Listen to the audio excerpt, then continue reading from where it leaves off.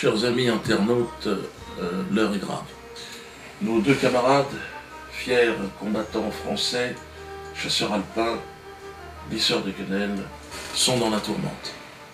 Mais ils peuvent compter sur la solidarité des militaires. J'ai reçu, et je vais vous lire, la lettre d'un soldat, une lettre étonnante. Je suis un soldat, et je sais reconnaître un commandant. Dieudonné nous a guidés vers quelque chose de meilleur. Et puisqu'il a pris des risques pour nous défendre, j'invite tous les soldats dignes de ce nom, dignes de leur uniforme et de leurs engagements, à défier l'autorité et suivre Dieudonné. Si moi aussi je dois me faire lyncher parce que j'ai suivi mon code de soldat, ma conscience et mes principes, mon intelligence en choisissant Dieudonné, alors amen, ainsi soit-il. Dois-je vous rappeler, soldats, guerriers, que nous avons prêté serment sous nos drapeaux respectifs, défendre nos nations, que l'ennemi vienne de l'extérieur ou de l'intérieur. N'obéissons pas aveuglément à l'oppresseur, mes frères. Nous sommes nés soldats et nous mourrons soldats, dans la dignité, l'honneur, la fierté, la force et le courage. La parole de notre regretté général Bijard résonne encore en moi. Lorsqu'il a voulu rejoindre ces hommes, de nobles paras, tombés en Indochine, à Dien Bien Phu, croire et oser, être et durer, ne pas subir. Cela ne vous évoque-t-il rien?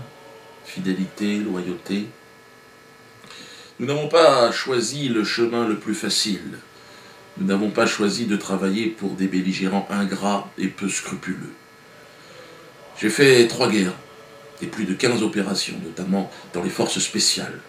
Je sais donc ce qu'est la peur, la douleur, les larmes, le sang, les cris.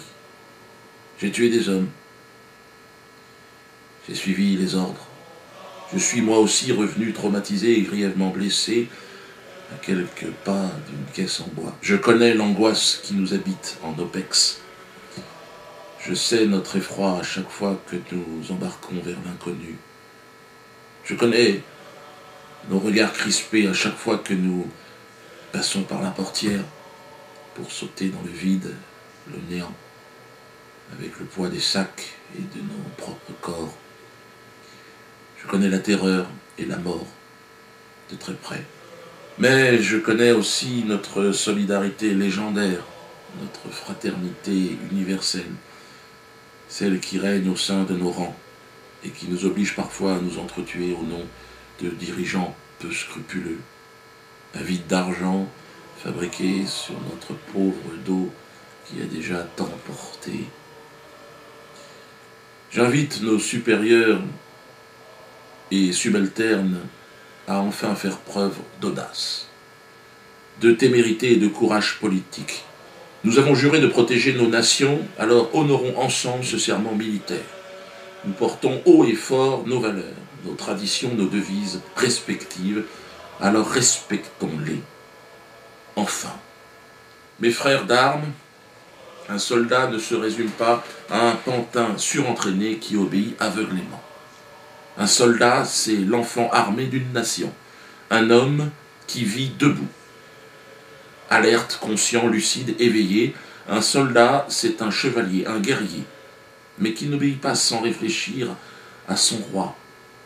Non, et qui a conscience du royaume qu'il défend, qu'il protège et pour lequel il est prêt à donner sa vie. En ce sens, je considère Dieudonné comme un vrai soldat. Et notre devoir est de suivre la ligne qu'il a tracée à travers son combat tout entier, mais particulièrement lorsqu'il a pris des risques en nous défendant, en plaidant notre cause. Si, comme moi, vous êtes des hommes d'honneur engagés, vous répondrez à l'appel. Notre ennemi vient de l'intérieur, de notre propre gouvernement. Il ne vient pas de l'extérieur. Soutenons Dieudonné et battons-nous contre le réel ennemi. Souvenez-vous des temps anciens, collègues, frères d'armes. Nos ancêtres furent de valeureux guerriers, prêts au sacrifice ultime pour leur nation ou leur honneur, celui de leur vie. La nôtre ne se résume pas à alimenter l'économie de guerre pour enrichir des parasites profiteurs en risquant notre peau. Notre devoir est d'être prêts à la sacrifier pour nos valeurs. Vive la liberté! jeune lieutenant belge anonyme. Eh bien écoutez, je dois assumer mes responsabilités. Amis, frères, soldats, j'accepte ce commandement et cette mission révolutionnaire. Je vous demande un temps d'oublier votre arme de service, vous pouvez la déposer sur le sol. Armez-vous seulement de votre panache, de votre courage et de votre loyauté. C'est par la quenelle que nous allons mener cette révolution, par la non-violence et l'humour que nous allons nous libérer. Envoyez-nous, soldats français, soldats belges, soldats suisses, soldats étrangers, des quenelles, vos quenelles, en uniforme, sur votre lieu de travail, sur votre char, dans votre bateau, votre avion. Plus vous serez nombreux, et plus, évidemment, notre opération sera efficace. L'heure de la grande désobéissance approche.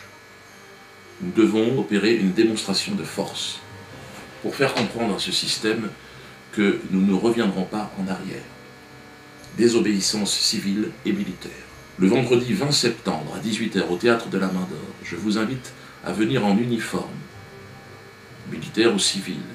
Nous allons faire une quenelle en uniforme et visage découvert. La pétition contre la LICRA doit être un objectif prioritaire. N'hésitez pas, utilisez tous les moyens nécessaires à votre disposition pour faire signer cette pétition à votre entourage, des amis, toutes personnes que vous croiserez sur votre chemin. Car nous mettons là le doigt sur la tumeur cancéreuse de ce système, le nerf dentaire. Amusons-nous avec.